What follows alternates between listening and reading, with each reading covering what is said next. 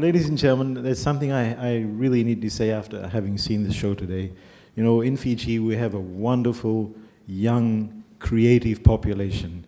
And every time I come to see one of these shows that Ellen organizes and some of the others that have been done, it is so good and so wonderful to see how creative and more creative we're actually getting. And Bob's correct, you know, the colors that are being used, etc.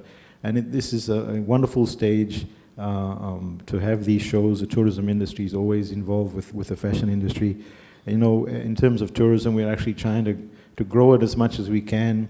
We're now actively seeking the larger spending tourists to come to Fiji, and this is an added attraction for Fiji. So thank you, Ellen, for putting us on the map also. Thank you very much. Ladies and gentlemen, I hope you enjoy the rest of the evening. It's not a night for speeches, I know. Besides, I want to enjoy the rest of the show. Thank you very much.